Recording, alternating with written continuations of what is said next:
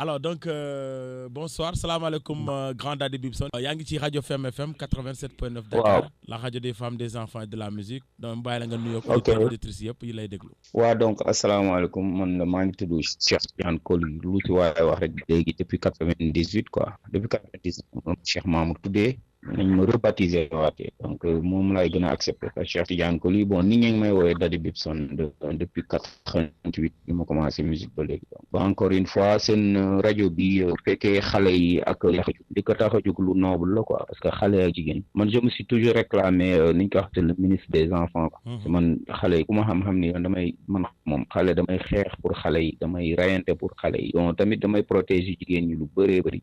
moo tax may faral di leen wax def leen nii ak def leen laa bu leen def nii bu leen def salaamaaleykum encore une fois seen rajo dal leen ak jàmm. alors grand Daddy bi c'est vrai que def nga absence bu yàgg ci hip hop bi gars yi ñëpp gars yi namm nañ la déggatuñu Daddy bi ci fenn ci nii ci rajo ñii ci télé alors grand Daddy bi fu mu nekk ak ci lu mu nekk taay. non sauf que ñaa ngi teg samay son yi effectivement benn ci man. gaa yi teg musique bi bon jëmm ji ngeen déggatul mu wax quoi. voilà bon pourtant am na ay quelques stations yoo xam ni des fois ma def ci ay chroniques wax affaire yi donc bëgg ma citer station yi comme si rajo jàmbur lañ nekk nii donc man dama feebaroon moom indi woon Amérique donc dama doon faj si sama diabète dama amoon benn diabète bu xawoon chronique bi donc ma ñëwoon fii donc faj donc maa ngi sant yàlla nag yàlla def na si jàmm ça fait léegi quelque temps donc maa ngi woon préparé sama double album dafa daaw laa ko waroon génne mais bon bu daaw pareegu ma woon pour donc instant album bi pare na gaa li ñuy def mooy démarcher ay partenaires démarcher ay donc bon c'est prévu pour si biir vacances après weeru koor bi rek incha allah dinañ génne album bi donc bëgguma wax date bi mais je sais que ay quelques mois wala 1 mois ba 2 mois après weeru koor bi laa ko bëgg a génne online après naa ko génne avant vacances yi di jeex laa ko bëgg a génne en support fële au Sénégal defaale campagne de promotion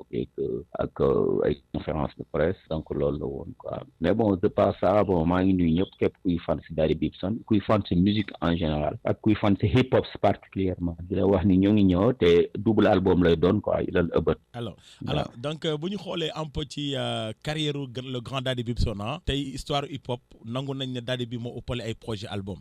nangu nañ ne Daddy bi am na ñu bëri ñoo xam ne tey bu ñu leen xamee ci wàllum featuring bakk na ci moo leen instauré ci hip hop bi ay ñoom Fafadi et tout tey lan la def en grand comme Daddy bi tey mu gis lu mu def ci hip hop bi est-ce que hip hop delloo na ko loolu. waaw bon xam nga affaire yi moom donnant la quoi donnant lañ koy wax xam nga donnant bon li may wax mooy que ni what goes around comes around quoi you know what I mean donc lépp li ngay def rek de dellu si yow man def hip hop au début dama ko jàppe woon passion jàppe wu ma ko woon moyen sax de communication bon bi muy gën a sérieux en 92 man ak Xuman si lañ ko commencé nag def carrément pas passion mais ñu si jàllale ay communication parce qu'on avait vu de par nos grands Aziz Coulibaly tout ça bon ñu ni ñoom respect bi li leen ko doon jox mais paroles yi ñu doon génne ay ku bëgg naa ay ni nga xam ne bul faale ay attaay ay son yooyu nga xam dafa c'était rempli de messages le gourou noir xam nga affaire yooyu noonu yëpp quoi donc voilà donc man génne naa ay album c'est vrai bëri na defuma ko pour leen dama ko def pour li may yëg bu ko participer à la société parce que société bu ñu ci nekkee moo am ñoo xam dañu am ay idéologie yu ñuy différé donc il serait normal que ñu koy génne ci ay support pour mu daj nit ñi mun ko transmettre de génération en génération donc man def naa album yu bëri et puis def ma ko woon parce que dama doon génne dama ko doon def parce que dama ko doon sentir génne ko et bon donc j'ai eu à participer wala def ay morceaux yu bëri ak ay artistes yu bëri en collaboration donc permettre na leen ñenn ñi ñu xam leen ñeneen ñi permettre na leen ñu découvrir leen ñeneen ñi tamit bon kenn découvrir la donc man du ma bàkku li ma def ci hip hop bi mais hip hop bi li ma defal lay bàkku mooy tax na ba nit ñi xam tax na bu ma dégloo bu ma waxee ñu déglu ma may na ma benn plateforme boo xam ne dinaa fa mën a revendiquer li may def ba pare may na ma tamit ma am facilité di voyager comme lu bëri mais man je suis pas comme les rappeurs yi wax nii ñun hip hop bi jëriñ nañu bu baax a baax même buñ ci amul ay millions tamit hip hop bi tax na ñuy voyager ñu bëri bëgg nañ voyager Sénégal mënuñu voyager hip hop bi tax na ñu déglu ñu bëri bëgg nañ ñu déglu hip hop bi tax na ñu ràññee ñu bëri bëgg nañ loolu mënuñu ko donc hip hop bi dem nañu ba may ñu image may nañu benn plateforme boo xam ne dinañ fa mën a doxalee lépp suñuy activité donc alhamdulilah jërëjëf hip hop. alors donc jërëjëf hip hop mais Daddy bi tey bu ñu xoolee ci sa album yu bëri bokk na ci da nga focaliser ci mbind maanaam da nga fonk bind lan lay bind war a def ci artiste bu ñu xoolee ay album yoo xam ne génn nga leen ça fait 15 ans 10 ans 20 ans mais ba tey ça fait l'actualité jëlal benn son bu tudd Yonent son bu mel ni booba ba léegi ñu ngi ci jàmm donc ay son yoo xam ne dafa marqué hip hop bi man bi ma koy teg ba léegi gars yi dañu ma laaj kañ la son bi génn. waaw en fait xam nga ku amul discours waroo wax Bob Marley dafa waxaat benn wax bu am solo fool some people sometime but you cannot fool all the people all the time mu ne mën nga nax ay nit ci benn jamono mais mënoon naa naxandoo ñi ñëpp ci jamono yëpp donc man lépp lu amul wéeruwaay rek day yomb ba max donc loo xam ne yow lu dëgg la rek du naxee te bu naxeewul rek day dëkk bu dëkkee sax bu saxee day wéy dama la jox exemple Cheikh Anta Diop xam nga moom moo ngi si dëgg ñun ñu fii di ko ñafe mais bi mu leen di wax ni nañ valoriser langue locale yi loolu gis nga bu ñu ko defoon ba léegi romb nañ dëkk yu bëri da ngay dëgg comme yenn dëkk yi nga xam ni tey jii nii seen làkk dëgg la ñuy làkk ay lu mel ni Swahili boo demee si dëkk yooyu ñoom ñoo gën a avancé actuellement si àdduna bi ñu mel ni Hausa yi boo demee si dëkk yooyu dañu avancé si Afrique boo demee jël exemple Chine seen làkk la ñu làkk fan lañ jógee ba fan lañ teeru Japon après guerre mondiale bi dañ ko rasé woon fan la jógee ak fan la teeru Allemagne yeneen dëkk yi donc mbind dafa am loo xam ni dafa am solo te yàlla saar bi njëkk a wàcc si alquran ni iqra yàlla def ni iqra comprendre nga iqra bismi rabbi comprendre nga mais bind si njàng lañ ko mën a jëlee da ameen njàng si bind lañ ko mën a jëlee bind tamit si njàng lañ ko mën a jaarale comprendre donc lépp loo bindul nit ñi duñ ko jàng wala nit ñi mën nañ ko fàtte bu fekkee rek ñëwul si xol yi comprendre da ngay xool le Coran moom c'est le seul livre boo xam ni moom il a été maîtrisé par des millions de personnes amul beneen livre boo xam ni ay millions de personnes maîtrisé nañ muy le Coran comprendre mais ci Coran lépp bind la ci bind lañ ko jàngee comprendre nga ñi koy jàngum ngumba sax dañ leen yóbbuwaat pour ñu jàngi ko dëgg-dëgg si grammaire ak si littérature ak si vocabulaire donc li ma la bëgg a expliquer bind dafa am solo waaw bind dafa am solo te parce que bind bu ndaw mën nga ci convaincre tout un peuple bind bu ndaw mën nga ci rey tout un peuple dañuy xool le nouveau code électoral bi ñuy bind nii di si def ni candidat bu nekk da nga war a nekk électeur loolu lañ si yokk le mot électeur la di nga mot électeur boobu benn mot la mais mun na yàq lu bëri parce que mun na tax ñu mel ni Khalifa Sall wala ñu mel ni Karim Wade duñ mënati bokk si course présidentielle bi donc comprendre nga c'est bind dafa graaw quoi parce que bind mooy loo xam ne buñ ko bindee ba pare rek dafiy des te bu desee rek dañ koy fàttaliku de génération en génération comprendre nga donc bind dafa am solo nit ñi nañuy suqaliku bu baax si bind parce que lépp loo bind rek je crois que ni contrat la bu la lié ak benn société wala bu la lié ak benn organisme comprendre nga donc nañuy fexe ba def comme organisation yi lépp lu ñuy def ñu bind ko correctement bind ko mu sensé bind ko mu am ay vertu tamit quoi te mu transparent tamit donc man dama foog mu bind te képp kuy bind dama lay déglu man amul rappeur wala musicien muy Souleymane Faye il a été mon premier fan si mbind après Thione Seck ñooñu dama leen yàgg déglu seen bind après may déglu son nu Youssou Ndour yi boo xoolee son yooyu biram bindal ko nga xam ni dañ si wax ay bëgguma am doom yooyu boo koy déglu après nga xam non mais kii ñi fan la jëlee inspiration yi comprendre nga booy déglu ay Omar Pène mu lay wax yenn wax yi comprendre après da ngay toog ba si yàgg nga ne mais bind lu am solo daal donc ñoom ñooñu xar daal xërtal ba ñu xam ne ñun dem nañ ba benn instant ne xaaral ñu bind daal loolu daal en grosso modo mooy bind lu am solo la na nit ñi di gëstu si mbind mi lu baax la quoi. dëgg la alors donc Bibson bu ñu xoolee aussi côté spiritualité da nga ci jouer rôle bu am solo ci say son ci sa melokaan par rapport ak li nga doon ñoddi que ça soit si scène ci plateau wala ci say sound ñu bëri tey gannaaw yàlla yaa tax ñu doon ay taalibe Baay ñu bëri tey gannaaw yàlla yaa leen di delloo fa yàlla loolu lan la lay def Daddy Bibson. waaw loolu moo boobu en général dama koy faral di ko bañ. bon man xëy na njaaruwaay laa rek parce que lépp loo gis day am fu ñuy jaaree xëy na man benn instrument wu Baye Niass laa man Baye Niass man moom mooy maître bi moom mooy instrumentaliste bi moom mooy musicien bi ñu ne ay instrument la yi muy jaarale yi muy jël di si jaarale ay message donc loolu sant yàlla la encore une fois man du ma ci dara lépp dañ ma instrumentaliser dañ ma jël def ma comme benn instrument boo xam ni man dinañ si jaarale pour déglu ay sensation ak ay pulsion yoo xam ni dina xëcc nit ñi foofu donc boo xoolee man sama jaar ba je suis issu d'une famille à moitié chrétienne et à moitié xaadar man may toog di déglu son yi les sons di déglu sonorité yi fan lay jóge waa lan moo tax kii bu yuuxoo baatam mel ne te ñun ñëpp ay doomu aadama la lu tax mu am do ré mi fa sol la si do lu tax lii bu waddee muy def teng li wadd def tàng yooyu yëpp affaire yi man lii am na lu nekk si ginnaaw loolu man les sons moom moo inspiré ba yàlla dimbali ma ba ñu boole ma ak Baye Cheikh Mamour Insa Diop biñ ma boolee ak moom franchement wax dëgg fa yàlla ma gis reconnaître toutes les questions que je me suis toujours posées sans que sax moom mu firil ma ko biñ demee ba si biir ma commencé gis affaire yi muy leer mu may gën di gindi di ma gën di wax ni lii moo tax te lii moo tax dañ koy teg si fu wóor parce que dañ koy teg si sunna teg ko si farata teg si Quran teg ko si bind sunu maam yi comprendre nga donc ñun personnellement du lenn rek lu dul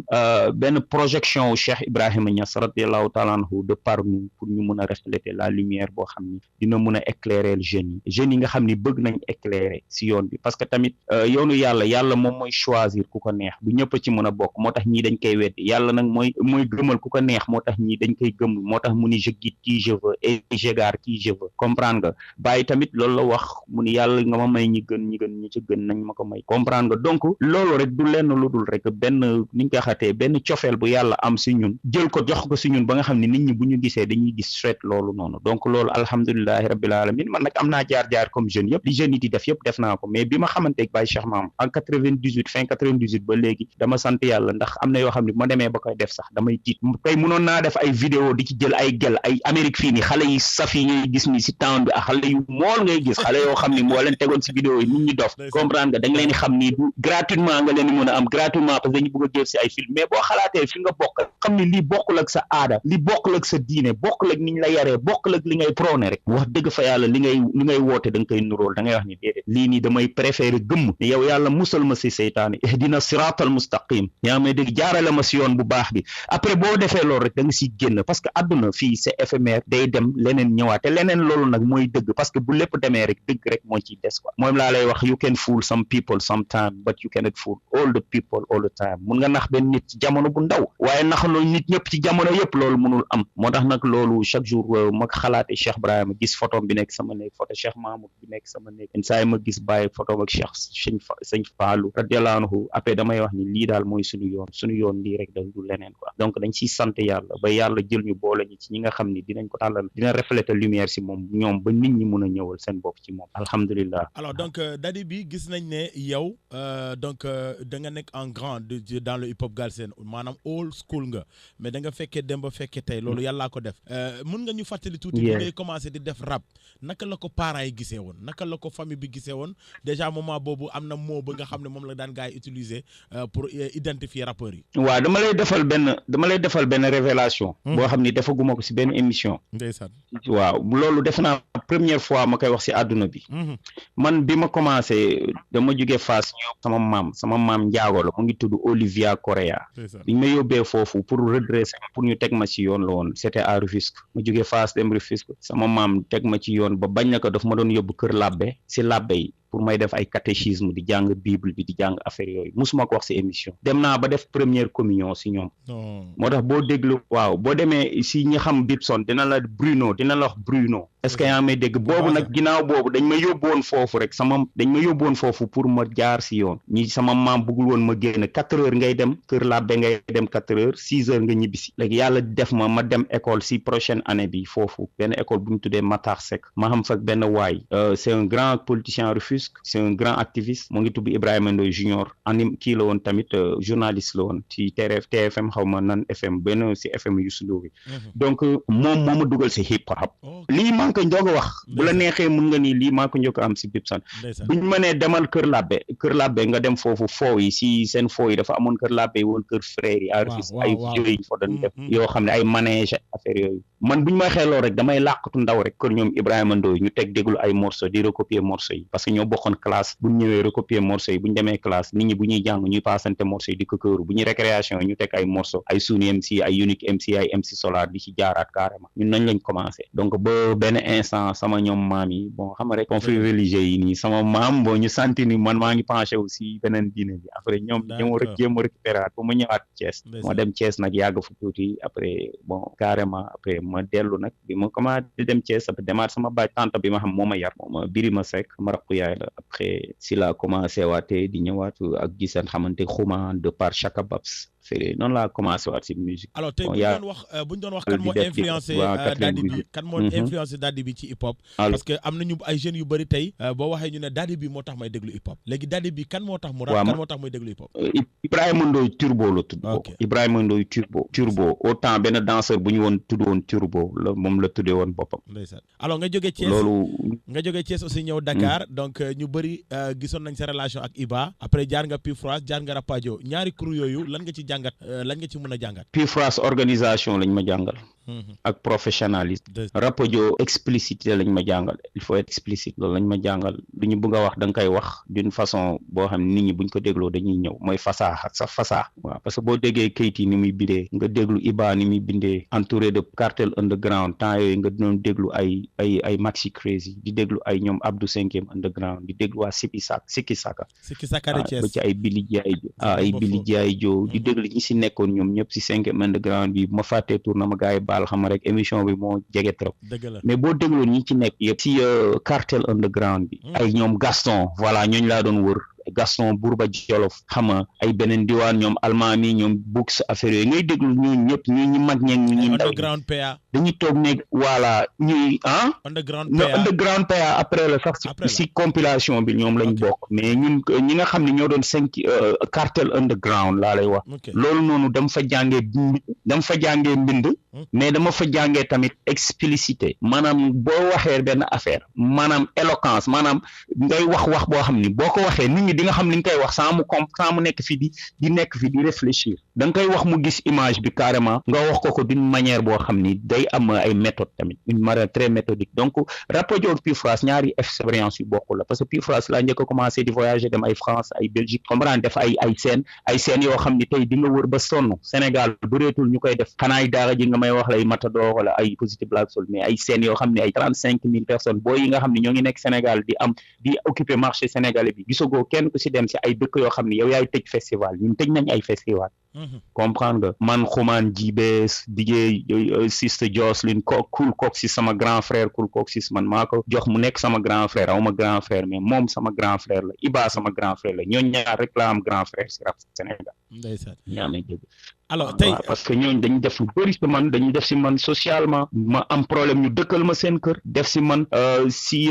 dal def si man partage def si man générosité def si man nangul nit ki tamit lu mu nekk ba Iba chaque semaine fii nii dinañ waxtaan maanaam moom moo ngi Californie chaque semaine daf may woo ñuy waxtaan si yàlla surtout si yàlla te day def ay témoignages yoo xam ne si man damay rus Cool Coxis day def ay témoignages si man yoo xam ne damay rus parce que damay am kersa ni ñii ni ak fi leen yàlla may ak niveau bi ñu toll ñoom ñu jël ma teg ma fenn man mérité wu ma loolu donc ñooñu dama leen gërëm every time am naa benn son bu tudd yow damay retracer question bi nga ma wax nii laay retracer lépp laa si comprendre nga bon parce que j'ai eu à passer ay yenn kër ay ko ñoom dëkk naa fa dëggiti raqam ñoo doon ànd Bugs Bunny sama c'est l'un de mes meilleurs amis awa di DJ awa sunu grand frère la bi ñu nekkee mu cóol man a xumaan fa yëkkati xaalis jox ñu matelas di ñu fayal gàlle xam nga man a xumaan donc c'est des trucs à ne pas oublier comprendre may ñu ay yére bu ñu amee problème ñu dem këram mu génne yére yu bëri jox ñu dem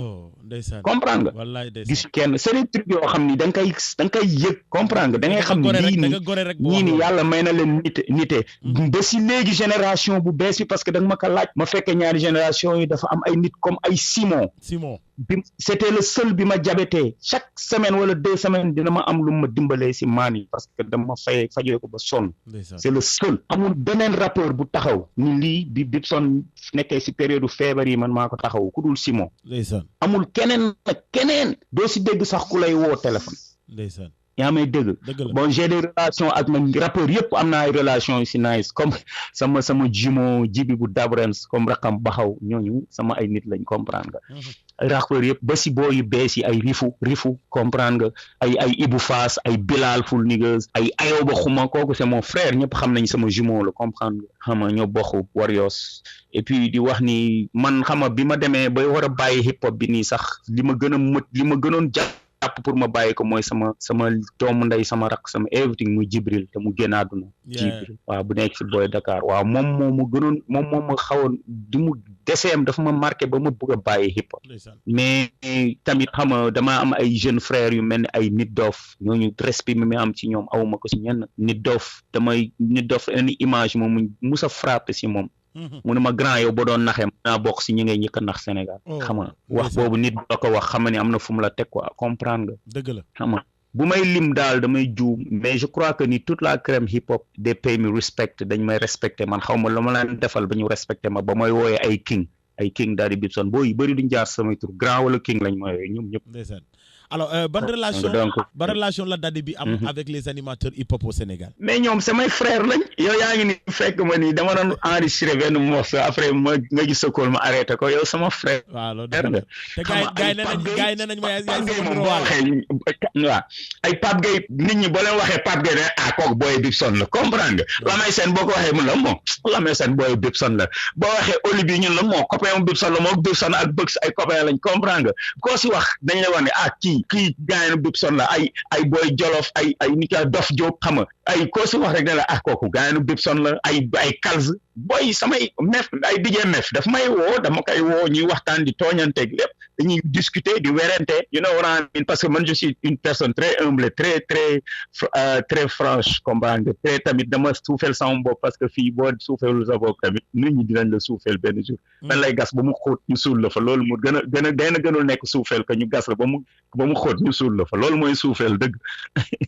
comprendre nga donc yow yaa ngi nii sama frère nga et qui ainsi de suite gars yëpp samay frère la ma limee rek ñeneen ñi dañ may mere quoi comprendre nga ay bii booy xam nga bu ma di lim daal parce que instant interview daf may bett nii donc mooy loolu mais man aw ma xaar ma yàlla ak benn animateur te wax dëgg fa yàlla amul benn animateur boo xam ne mus na ma laaj xaalis pour jàppale ma damay dégg ñu animateur bi mooy buux kii mooy buux mais man amul benn si animateur waaw mais il est normal nga xam benn animateur mu nekk si ay problème nga jëkkati dara ni ko am maa la jàppale li n'est-ce pas dëgg la waaw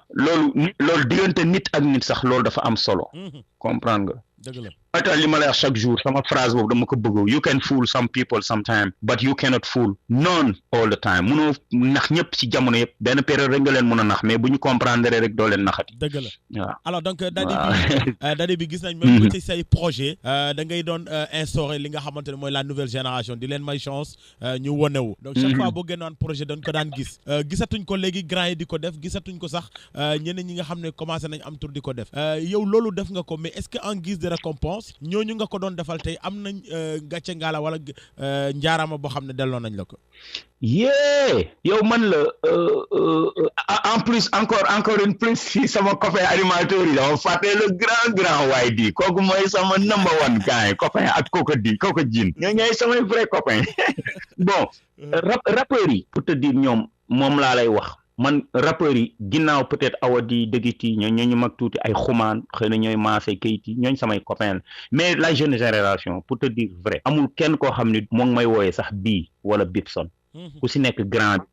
la may woowee buñ ma wooyul grand ñoom ñenn ñi king bi lañ may wooyee jar na loolu rek doy na si récompense doy na si delloo njukkal comprendre nga et puis man ni ma la koy wax defuma ko woon pour lenn dama koy def parce que dama koy film damay yëg bu ma ko yëgee rek ni la waa mais defal ma benn mesure fii xam nga j'ai des amis comme Youssou Mankandji xam nga ñooñu mënuma leen fay parce que dañuy tëgg concert mu cool sax ñun ma grand grawul comprendre nga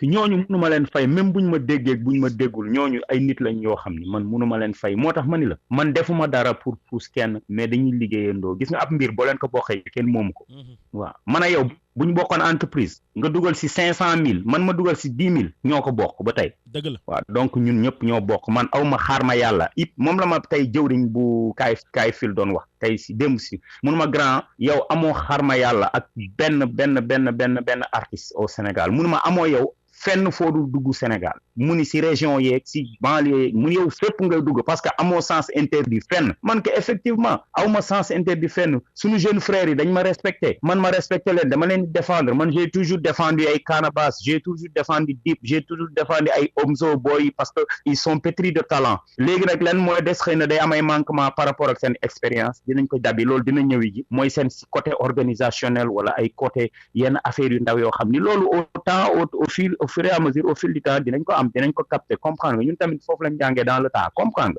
nga donc loolu day am mais man personnellement je réclame rien I cannot complain li Drake di wax I cannot complain my brother amul dara lu may complaindre maa ngi sant yàlla bu baax maa ngi waajal sama ñaari album double album boo xam ni bu ma ko génnee je sais que ni nit ñi dinañ ko conseiller lu yàgg parce que album bi sax noonu la tudd jusqu'à la fin des temps lay alors donc jusqu'à la fin des temps of time la album bi tudd waaw d'accord alors Bibson dama bëggoon ñu ñëw ci benn son boo xam ne chaque vendredi dama koy teg ci sama émission parce que auditeurs yi duñ ko bëgg am na ñoo xam ne sax dañ maa naan son bi kañ la génne ci son bi yàgg na muy yonent histoire boobu noonu mun nga ñu ci wax tuuti son yonent yeah banati mooy son yonent man nag j'ai plus de ay 200 300 son de ban son mooy yonent bi nga ne Mbour la woon sa benn copain boo xam ne dafa génnoon àdduna Mor yonent pas yonent du yonent yeah xëy na nag phonétiquement yeewu yonent phonétiquement en wolof biñ koy bind dañu def erreur parce que kenn waru woon bindee ko noonu quoi ok waaw ñun ñoo def erreur bi wax nga dëgg ma bad so noo xam nga loolu benn continuité la ñi nga xam ni ñoo ngi Europe di nekk waaw ñi nga xam ni dañuy nekk Europe par exemple te ni ñi nga xam ni Sénégal outside lañ nekk ñun noonu lañ tuddee suñu groupe bi fii Sénégal outside man ak Dreskizo Amadou Faye Sénégal outside lañ ñuy wooyee fii comprendre nga donc képp ku nekk Sénégal outside ngay kenn xamul si li nga nekk kenn xamul si li ngay dund kenn xamul nan ngay def bay yónnee xaalis kenn xamul nan ngay def bay faju kenn xamul nan ngay def bay liggéey yooyu yëpp da ngay jékki saa rek nit ki wax la benn wax fekk li mu lay wax dara nekku si wala nit ki wax la wala yow nga koy wax yoo xam ni pour nax ko la te xamoo ni moom moo la gën a soxla xaalis bi pour dund fii comprendre nga da nga doon gis grand yi jóge ay Kaws ay Italie autant Italie moo xewoon ñu sol ay seen jogging yooyu yaa ngi fàtte ay yëre Milan yore sol jële Milan jogging yore benn saak ni lonko ko nii grand yi dañuy xeesal ay 1 mois balaa ñu ñëw wala ñu toog ni 1 mois balaa ñu ñëw ni ñuy sangu bu baax di diw ay diw yu baax comprendre nga bu ñëwee door seen benn maillot Juventus wala Milan wala Paris wala ay Real ñoo taxaw yore seen jogging sol ay seen training ay torsion de waaye non wala grand bi jox bu ma nekkee kii non grand bi yaa ngi fàtte est-ce que temps yooyu noonu xam naa di nga gën a nekk jeune mais temps yii di nga ko fàttali ko quoi effectivement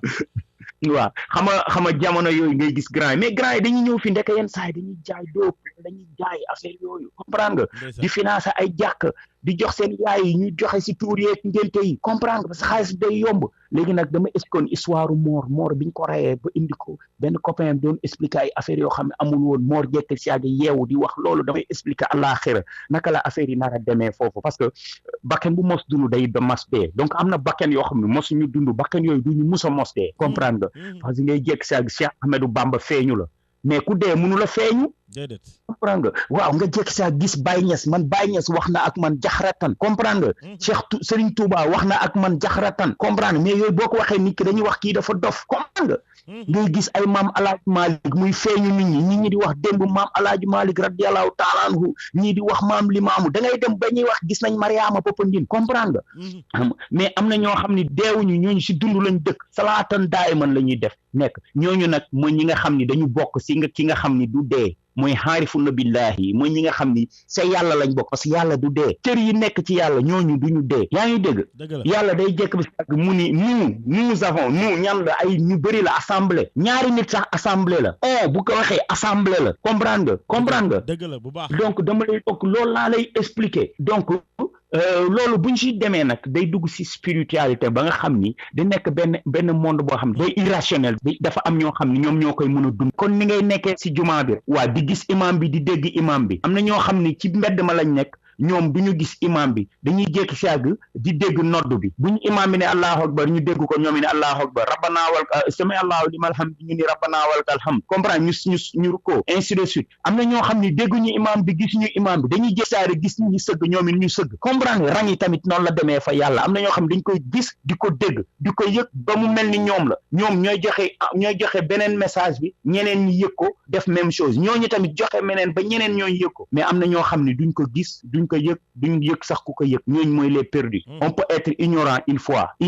fois c'est pas grave mais ignorant 3 fois moo grave muy ignorant être ignorant ignorer qu'on est ignorant ignorer que tamit fi ñu jëlee affaire yi foofu c'est de l'ignorance loolu moom mooy ignorance bu gën a grave loolu la ñu tuddee nag Sénégal loolu sénégalais loolu la tuddee Ngaaka Blindé mooy koo xam ni du gisati waaw et puis di jàllale si moment boobu di leen wax nañu bëgg nañ tamit nguur gi mu jéem a xool nan lay def ak suñu rax bi Ngaaka Blindé ñu xool ndax ñoom dañ koy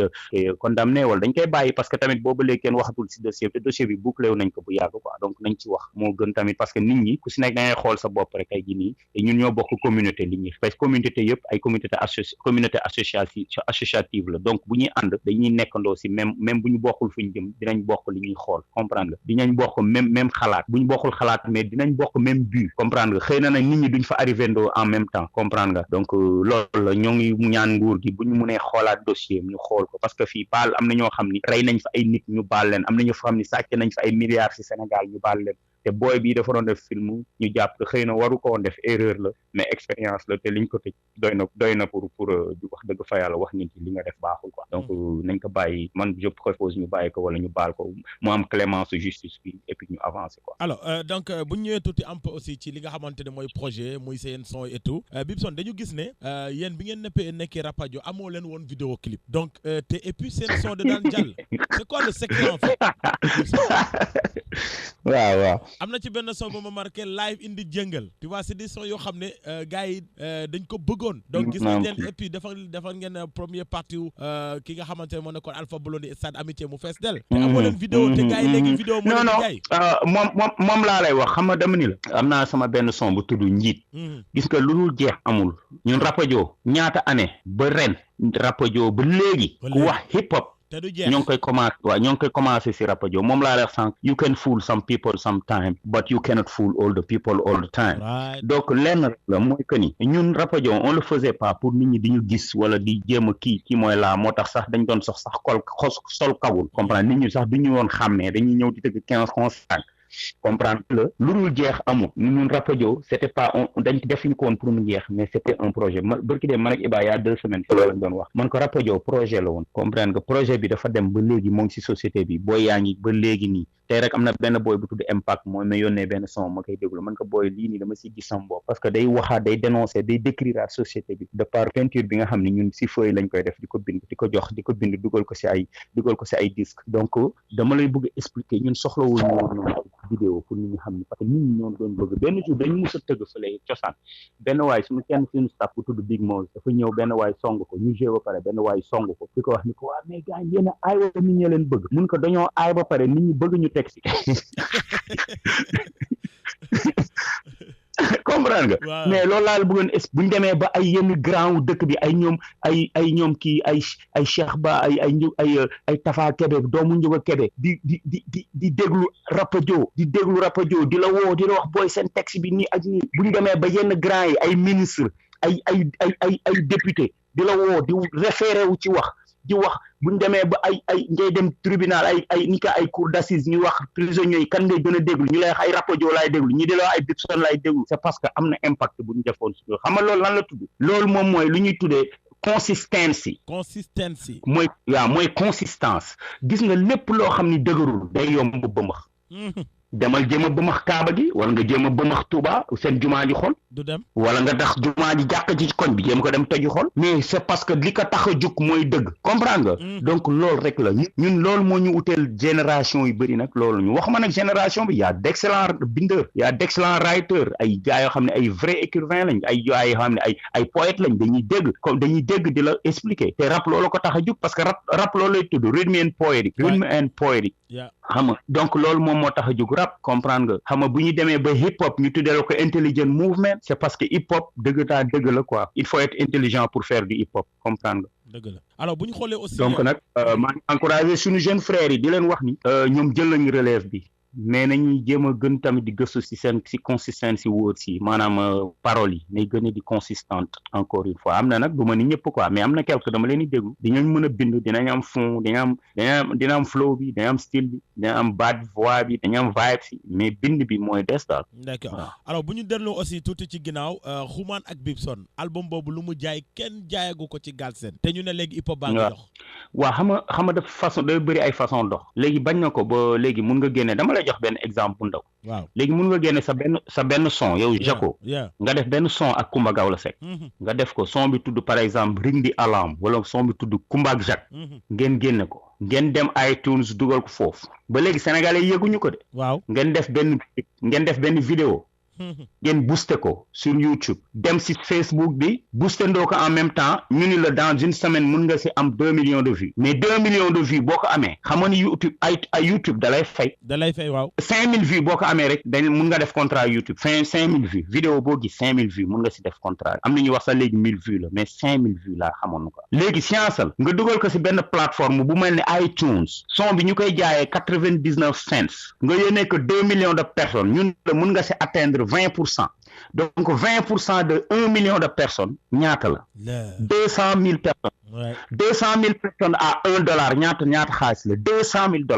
$200 100 et quelques millions de francs CFA. Waaw. Non, dama lay wax rek léegi affaire bi moo évolué ba jaratul ay di jaay pour sonn gars yi benn son la ñuy dé xam nga benn gel bu tudd Cardi B temps yi Cardi B moo ngi toj Amérique. Ndeysaan. Cardi B moom ça fait depuis Lauryn Hill ñu ni amul ku si Billboard Records yi amul kenn ku si jaay lu ko lu mu ëppale te xale bu ndaw la 19 ans la am Instagram la doon jaar di def ay vidéo mu def benn son mooy gars bi nekk ak gars yi Migos. bi mu defee benn son bi génn ko son bi amul benn jour booy teg buñ ko teg 50 fois si rajo yi 40 fois si télé yi comprendre nga mais yooyu ñaata xaalis la buy dem te kooku dalay daf lay wóor ni dina am au moins 50 millions de vues yoo xam ne nit ñoo xam ne dinañ jënd albumam jënd vidéo bi parce que man damay jënd ay vidéo damay toog gis benn vidéo mu neex ma dañ lay wax ni cette vidéo n'est pas disponible $1 dañ koy jëndee nga cliquer dugal sa compte bancaire nga jaay la ko ngay koy seetaan comprendre nga léegi musique moo toll foo xam ne mun nga toog sa biir nekk am ay millions sans sax ñu xam la da ngay am benn kii ni ñu ko xatee plateforme da ngay am foo xam ne yow foofu la nit ñi di xamee par exemple ma bëggee jaay biir Sénégal damay wax YouTube ni damay wax fo Facebook ni leen man Sénégal laa bëgg ñu propo dama ma bëggee si àdduna bi la damay def benn album son boo xam ne mën na touche ay américains yu bëri ñu ma def ko biir Amérique booster ko ñu koy teg chaque jour di ko yónnee gars yi si seen link yi ku taal cliquer gis daal di Bibson di nga dem ma di wax mais kii mooy kan xaaral ma cliquer rek son bi neex la nga jënd. D'accord. Est-ce que yaa ngi dégg léegi musique bi moo dematul ay affaire cassette du moins dem Sandaga wala CD ci Talla Diagne wala Omar Gadiaga di toog foofu di jaabante pour ñu fay la sa xaalis non du loolu da ngay am benn son bu carte ne di ban son moo ko lancé. Ouais, Poté Lamp. xaw ma waaw ak nga jeeg sa xaw ma lu bandi di wax man son boobu laa xam sax xaw ma. waaw Poté Lamp moo nekkoon ci mixtape am bi mu daal di ñëw indi li nga xam ne mooy lu bandi di noor bokk ci album am bi TLK bi. waaw son boobu laa gis man mixtape bi dégluwuma ko quoi parce que xam nga tamit ñun fii damay yéex di jot yenn affaire yi nii bon bien que ay site laay nekk ay site internet laay dugg chaque fois am na ay 3 sites yu ma abonné wu dama leen di fay comprendre nga pour di am kii ay site privé la ay site yoo xam ne lépp lan lay wax bokk la ak site public yi nii comprendre mais li ma la bëgg expliquer nii la man lu bande du niroo laa xam da ngay dem ba ay comédiens yi di ko reprendre sama benn cousine daf ma koy tegal benn cousine moo xam daf ma yàpp di mooy lu bande di niroo xam nga la wax ma lu bande di niroo ma koy ma fontoo nga lu bande di niroo comprendre mais c'est parce que ñoom ñoo ngi comprendre léegi game bi comprendre nga waaw ñun loolu lañ amul woon donc il faut que tamit ñun ñi nga xam ne ay mag lañu woon ñu accepter ko jeunes yi ñoo ngi porter flambeau bi mais leen rek laa leen ñaan mooy nay gën a consistant man amul lu ma leen di critiquer wax dëgg fa yàlla mën nañ rap am nañ respect mais loolu rek laa leen di critiquer ak lan mooy bàyyi xeex bi xuloo bi booy leen di clashante na nekk dans les normes du clash comprendre nga loolu daal laa leen conseiller mais je sais que c'est une génération qui fera boo xam ne mën nañ porter flambeau bu kawe mais et puis encore une fois li ma waxoon Lamine Ndaw ni ko waxal sama rakk Books ni ko mu ne ma man ko wax ko mu jàng anglais di làkk anglais mën na rap am na flow am na voix bu doon làkk ay doon rap ay rap en son en anglais mais gars yi dañ koy déglu bu leen foog ni américains yi nii duñ déglu rap mais Nigéria ngi fii seen accent moo gën a kawe seen accent moo gën a diis sax sunu accent te nit ñi dañ leen di déglu Naija Music mooy musique bi ñu gën a consommé si en Afrique si feneen amul feneen à part rap seen musique américaine yi amul beneen musique fii nii bu ñuy gën a consommé car Naija Music waaw donc lu leen ko may mooy même seen accent bi xam nga dañ si booy ay kii ne gaaw mais dinañ xam li kii lii la bëgg a wax comprendre effectivement fond bi waaw mais yow na nga dàq rap ñëpp ci wolof boo ñëwee na nga toog jàkkaarloog benn français wala benn burkinabé est-ce que pour yow dina la tàcc dina xam li ngay wax mokk waaw mais donc nañu jàngi anglais wala sax français à la limite français sax ay ñeenti dëkk kay làkk 5 dëkk bëriwul nañu jàngi anglais man loolu laa leen wax chaque fois waaw loolu bokk na nag si li tax mu gën a ñëw Amérique toog fi nag quoi alors donc Daddy bi bu ñu xoolee aussi Daddy Bibson bu ñu xoolee aussi li nga xamante ne mooy seen projet Xuman ak Bibson def ngeen benn son bu tudd Waas gisoon nañ temps nouvelle génération bi nu ñu utiliser le système clash te waroon nañ jël modèle ci seen son boobu que clash du loo xam ne ay non mais attends parce que ba tey gars yi ñu joxe exemple clash tey dina la xool leen exemple Xuman ak Bibson vraiment exemple la woon vraiment ci loolu non mais tamit boo xool album bi frère ennemi la tuddoon donc y avait le mot frère ouais waaw donc benn espoir mooy kenn dafa am respect entre ñun dëgg la dañu respecté Xuman daf ma Xuman maamam lañ ma tuddee Cheikh Bou Kounta waaw donc dafa am ñaari benn respect bu amoon entre man ak moom yaa may dégg parce que nit munoo ko wax démbam munoo ko wax tayam te xamoon démbam comprendre nit boo ko xasee rek mooy xam nga ko dëgg la nit boo leen àndul rek mënoo ko xas parce que doo ko xamal dara da ngay inventé rek te tamit ku la ni sangul sa taara la bëggal quoi ñun jamono yooyu dañ ko defoon pour wane ni hip hop bi dépassé nañ ay fu ñu nekk fii nii ñu lay wax ne ay rapajo ak diw daara ji def microphone soldat te pourtant dañuy daje concert musul am affrontation ah bon non musul am affrontement la ñoo xam man maa ngi perte sama anglais bi sama français bi affrontement malgré que da ngeen génne seen sound ku weet xam sa bopp donc ñoom tamit ñu génne microphone solde mais nag xaar ma corriger sama bopp confrontation lañu wax affrontement waaw lan lañu wax affrontation lan lañu wax man waaw mosuloon am ay affrontement waaw man daal xaw ma daal en tout cas munoon confrontation munu fi woon am musuñu xeex musuñu xulo confrontation musul woon am musuñu xeex muñu saagante te kaay ma wax la beneen bi gën a dee waaw Fadou Freddy xam nga ni sama cousin la xam nga la déedéet mosuma ko yëg yow doo dégg ñetti doomu penn naar yi Youssou Ndour doy waaw ñun foofu lañ bàyyee ko man sama yaay bi mu gaañoo papay Fadou Freddy te yàlla yërëm moom moo doon distribuer yenn gan yi seen ay chaise ndeysaan dañu bokk ay nijaay yoo xam ni laay sekk bu ceddo sunu nijaay la vrai de nijaay ay laay bambalaa bi nekk ceddo waaw man Cheikh Yirim Numbaan Seck mooy sama maamu Fadou Freddy la tamit ñun ñëpp ñoo bokk ndeysaan mais bi gën a dee kaa ma wax la bi gën a deewati waaw nix yaayam sama bàjjan la nix mel non kaa ma waxati la beneen bu gën a deewati encore waaw nges bu jëppal xam nga ko nges waa pirate de jëppal waaw xam nga jojo bu yat fu mais jojo moom est-ce que bu gënul bokk ak man ñëpp sax xoolal lii rek kaa ma bi gën a garaaw waaw Dragon bu yat fu sama vrai moom Dragon bu yat fu maamam sama kër la doon nekk chaque mun naa Dragon même famille lañ quoi du ma la expliquer diw ak diw moom sama cousin la sama vrai cousin la vrai mais lan moo fi jara ñaawal nee naa la Xuman maamam lañ ma tuddee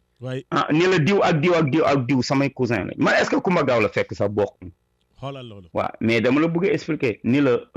dara jaru fi ñaaw mais bi gën a dee boobu exclusivité lay nekk sa kii bi Bibson tey moom biral nga ma loxo quoi xam nga Papa Ndiaye coppet waaw te que ci pays mu xañaw xeer ñu neex xam nga waaw